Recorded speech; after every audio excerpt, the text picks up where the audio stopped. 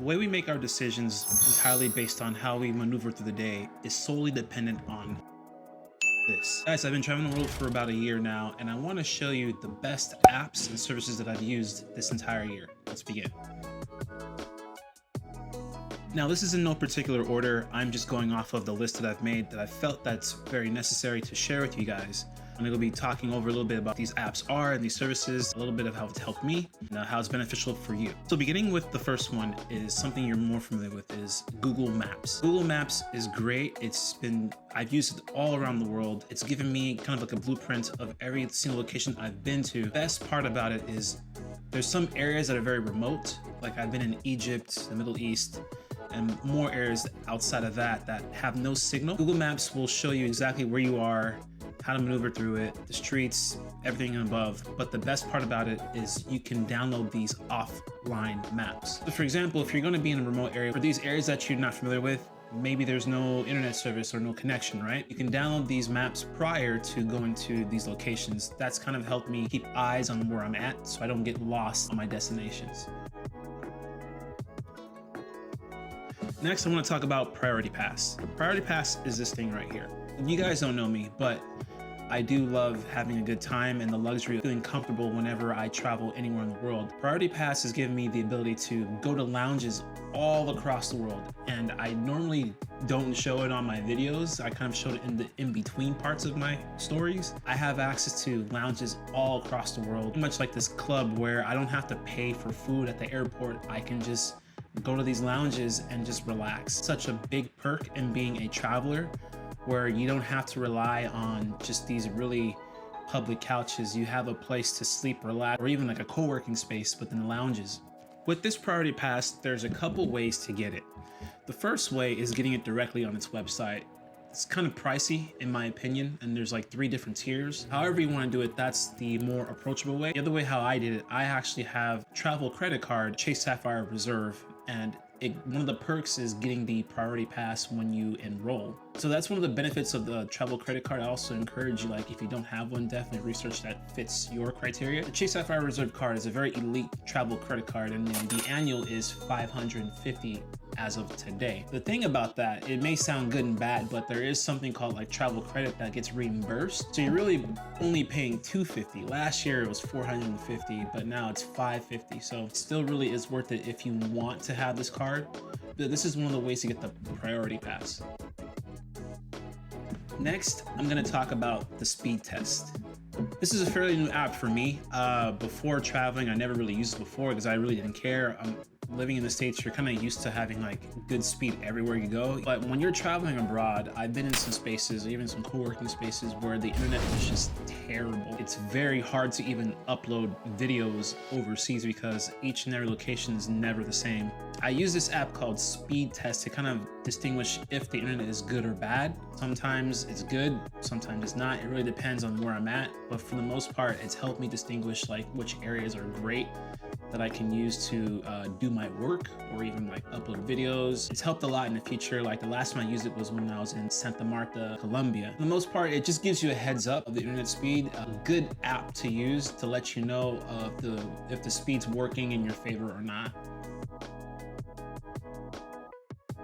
One of my favorite apps is called the World Currency. I've used this app more times than probably any app in the entire interface of my phone. World Currency is just to convert the money and have a better understanding of each country you're in, the value of your money that's in these countries. A lot of times when I was in Turkey, I used this app to kind of get an idea of how much I have in my hands or how much I'm spending. I always use it for everything just to understand how much money do I have and how much do I need. This is one of my favorite apps because it has information of all the money around the world and it's very up to date. It's never like a day late or anything like that. Because when I was in Turkey, currency inflating a lot. So it was keeping up with the information that was going around the country and it was telling me the exact rate for that day and that time. Because during this time, Turkey's inflation was happening historically and the rate was changing every day. This is a perfect app to understand your money in every country that you go to. I highly recommend it. World Currency.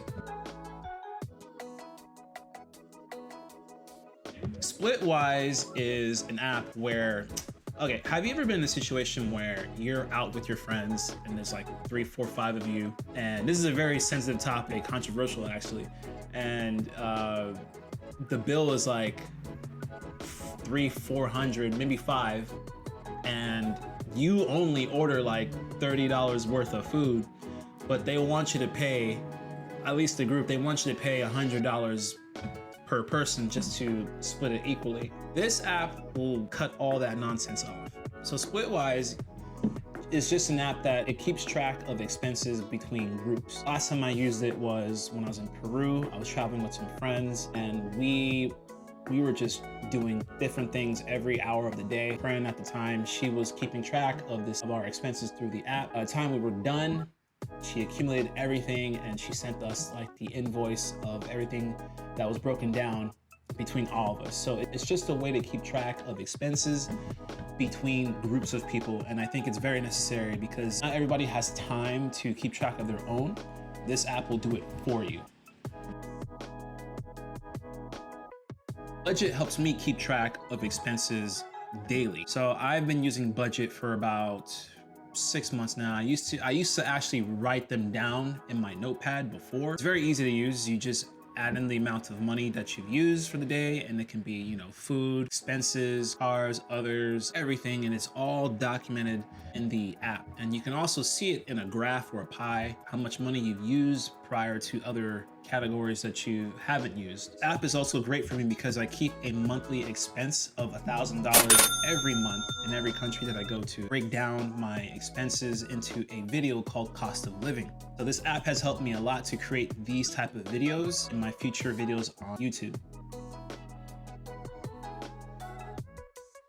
I'm sure when you've traveled, you have language barriers. It's everybody has it. I don't speak any other language other than English with a little bit of Spanish. This app that I'm gonna talk about next has saved my life.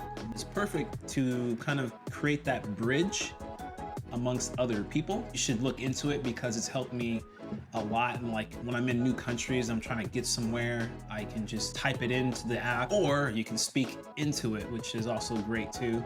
But sometimes the words don't always come out. This app has helped me so much throughout my journeys, kind of like being that voice for me where I'm not familiar with the language. Like my top 3 apps, I would definitely recommend Google Translate. It's great.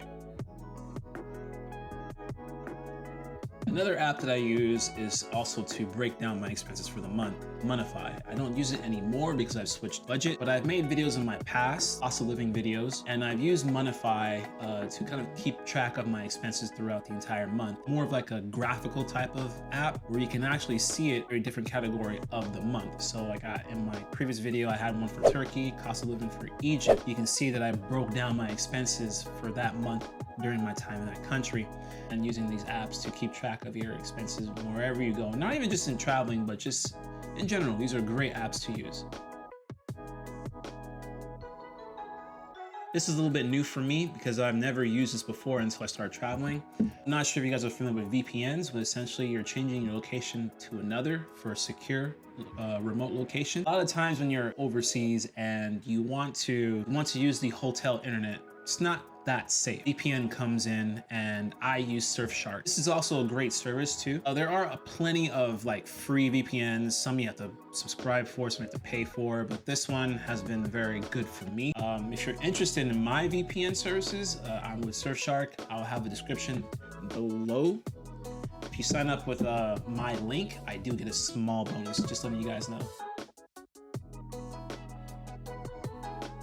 Last but not least is SafetyWing. I've talked about SafetyWing before in my previous videos. SafetyWing is a very economic travel service for digital nomads. Think of it as a subscription like Netflix. It's very economic and it's for everybody, and it's used all around the world. The great thing is that it covers COVID, which is very different from other traveling insurances. Argentina required me to provide my travel insurance, so that's exactly what I did. SafetyWing was perfect for that. Highly recommend it for anybody that's looking for easy travel insurance to have. It's very economical. I have the 1-year subscription, and also if you don't have travel insurance, you can sign up through my link. I'll have it below as usual. If you do sign up with mine, I also did get a small percentage as well. And that's all the travel apps that I want to talk about. I hope these apps enhance your travel experience as they did for me. You guys, if you have any questions, let me know in the comments below. I am going to head out. If you're looking for additional content or exclusive content, I'm building a Discord on my Patreon. It is now up. There'll be a link in the description below as well. If you have any questions, let me know in the comments below. My name is Derek. My channel is Paint Your Lifestyle, and I'm out.